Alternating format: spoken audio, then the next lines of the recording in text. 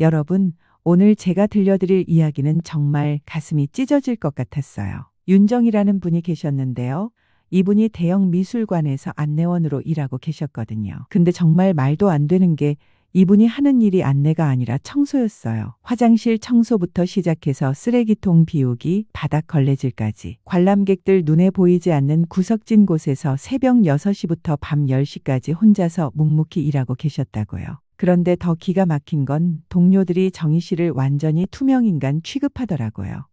정희 씨 있었어? 이런 식으로 말이에요. 진짜 사람을 사람으로 안 보는 거죠. 특히 전시 총괄인 박도연이라는 작자는 진짜 혈압이 올라가더라고요. 이놈이 글쎄 정희 씨한테 당신 일 이따구로 할 거야. 라고 날카롭게 소리를 지르는 거예요. 그것도 관람객들 앞에서. 정희 씨가 전시실 유리창 닫고 있는데 갑자기 뒤에서 야, 거기 얼룩 남았잖아. 라고 고함을 치는 거예요. 근데 여러분, 정희 씨가 어떻게 반응했는지 아세요? 조용히 웃으면서 네, 알겠습니다. 라고 대답하시더라고요. 진짜 성인군자가 따로 없었어요. 그런데 제가 정희 씨를 자세히 관찰해 봤는데요. 관람실 한쪽 벽에 걸린 대형 캔버스 앞에 설 때만은 완전히 다른 사람이 되더라고요. 그 순간만큼은 눈빛이 살아나면서 마치 그림 속으로 빨려 들어가는 것처럼 손가락이 미세하게 떨리면서 무언가를 그리는 듯한 제스처를 하는 거예요. 창밖의 하얀 눈처럼 순수한 표정으로 말이에요. 그때 저는 직감했어요. 아,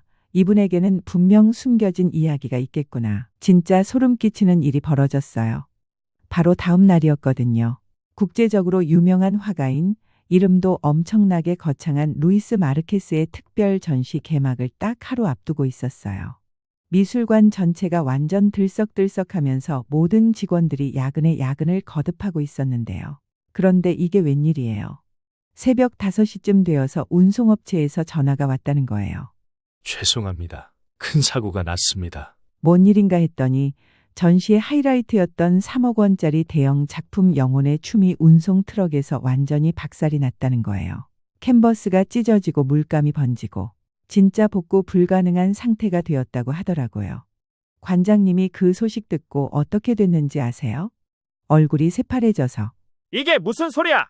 라면서 벽에 머리를 박으셨어요. 진짜 기절할 뻔하시더라고요. 언론 발표도 오후 2시에 예정되어 있고 이미 각종 매체에서 기자들이 몰려올 준비를 하고 있는 상황이었거든요. 그때 박도연 그 자식이, 아니 그분이 완전히 발광을 하시더라고요. 방법을 찾아, 방법을. 하면서 전 직원들한테 고함을 지르는 거예요. 근데 말이 되냐고요. 세계에 단 하나뿐인 작품을 어디서 구해온다는 거예요. 미술관 전체가 완전 아수라장이 됐어요. 어떤 직원은 울고 어떤 사람은 이력서를 쓰기 시작하고 진짜 세상 끝난 분위기였다니까요. 그 와중에 정희 씨만 홀로 조용히 파손된 작품 사진을 뚫어져라 쳐다보고 계시더라고요. 여러분, 그 다음에 일어난 일은 정말 영화에서나 나올 법한 일이었어요. 모든 사람들이 완전히 절망에 빠져서 어쩔 줄 모르고 있는데요. 그때 정희 씨가 진짜 조심스럽게 입을 여시더라고요. 목소리가 떨리면서 혹시 제가 대신 그려도 될까요? 라고 말씀하신 거예요. 순간 그 자리가 완전 정적에 휩싸였어요. 5초 정도 지나자마자 직원들이 터져나오기 시작하더라고요. 뭐라고? 안내원이 그림을 그린다고? 지금 정신 나간 거야?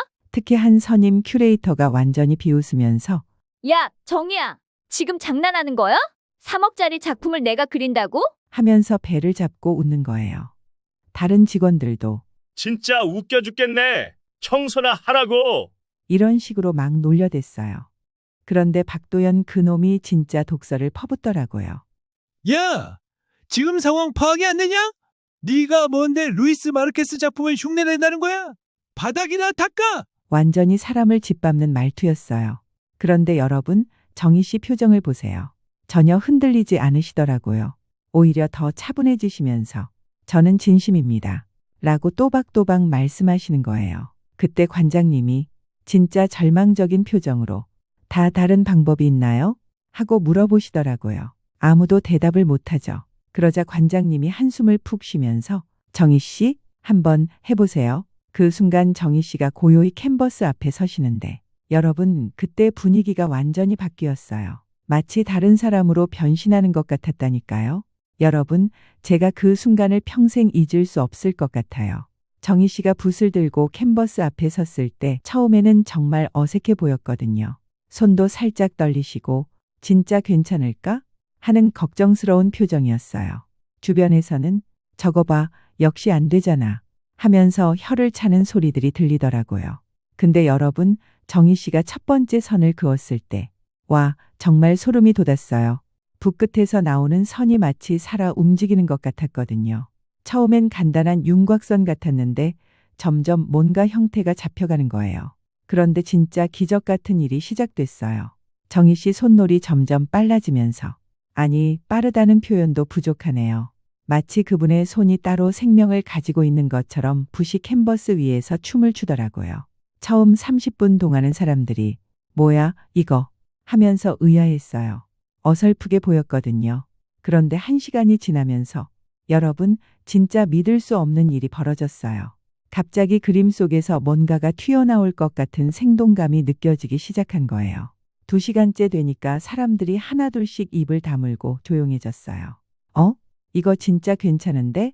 하는 소리들이 들리기 시작했거든요.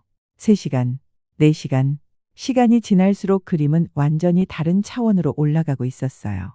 그런데 여러분, 정말 충격적인 건 그 다음이었어요. 정희 씨가 마지막 터치를 하시는 순간 진짜 그림이 살아나는 것 같았거든요.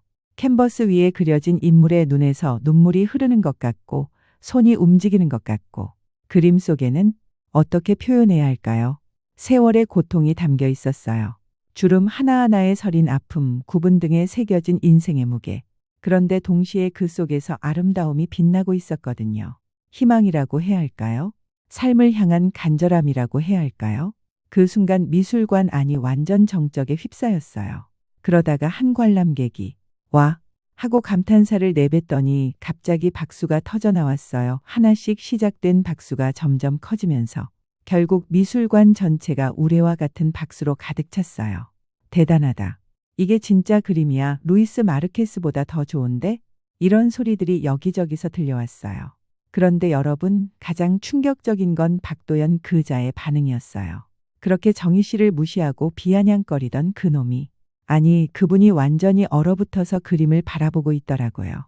입이 벌어진 채로 말 한마디도 못하고 마치 유령을 본 것처럼 말이에요. 관장님은 아예 그림 앞에 무릎을 꿇고 이게 어떻게 가능한 거지? 하면서 중얼거리시더라고요. 그때 저는 깨달았어요. 정희 씨는 단순한 안내원이 아니셨던 거예요. 여러분, 마지막 이야기를 들려드릴게요. 정말 이 부분은 제가 말하면서도 눈물이 나더라고요. 전시는 무사히 열렸어요. 아니, 무사히가 아니라 대박이 났다고 해야겠네요. 언론들이 완전 난리가 났거든요. 루이스 마르케스 전시의 진짜 하이라이트는 한국의 윤정이 라면서 일면에 대서특필했어요. CNN, BBC까지 취재 요청이 쏟아졌다고 하더라고요. 그런데 여러분, 진짜 충격적인 건 그 다음에 밝혀진 정희 씨의 정체였어요. 알고 보니까 정희 씨는 30년 전 세계 화단을 뒤흔들었던 천재 화가 윤희아였던 거예요. 파리, 뉴욕, 런던 어디서든 그분의 그림 한 점이 나오면 수십억에 팔렸던 그 전설의 화가 말이에요. 그런데 왜 그런 분이 미술관 청소를 하고 계셨던 걸까요? 그 이야기를 들었을 때 정말 가슴이 찢어질 것 같았어요. 30년 전 정희 씨가 한창 승승장구하던 시절이었어요. 그런데 어느 날 갑자기 5살짜리 딸 지우가 백혈병 진단을 받았다는 거예요. 그때부터 정희 씨의 인생이 완전히 뒤바뀌었어요. 전 세계 전시 일정을 모두 취소하고 딸아이 치료에만 매달렸거든요. 엄마, 나 아파. 하는 딸의 작은 목소리에 정희 씨는 붓을 들 수가 없었다고 해요. 병원비로 그동안 모아둔 돈도 모자라서 작품들을 하나씩 팔아야 했어요. 마지막에는 가장 아끼던 작품까지. 그런데 가장 가슴 아픈 건 딸 지우가 7살 되던 해봄에 결국 하늘나라로 떠났다는 거예요. 마지막까지 엄마 그림 그려줘라고 졸랐다고 하더라고요. 정희 씨가 병실에서 조그만 스케치북에 그림을 그려주면 지우가 우와, 엄마가 최고야 하면서 웃었다고 해요. 지우가 세상을 떠난 후 정희 씨는 완전히 무너졌어요. 붓을 잡으려고 해도 손이 떨려서 캔버스를 보면 딸아이 생각만 나서 그림을 그릴 수가 없었던 거예요. 그래서 모든 걸 포기하고 조용한 곳에서 평범하게 살기로 했다는 거예요. 미술관 안내원 일을 시작한 것도 그림 곁에 있으면서도 그리지는 않을 수 있는 유일한 방법이었다고 하더라고요. 20년 넘게, 정말 20년 넘게 정희 씨는 그렇게 묵묵히 견뎌왔던 거예요. 그림을 보면서도 절대 붓을 잡지 않으면서 말이에요. 그런데 그날 박살난 작품을 대신 그리겠다고 했을 때 정희 씨가 뭘 생각하셨는지 아세요? 나중에 인터뷰에서 이렇게 말씀하시더라고요.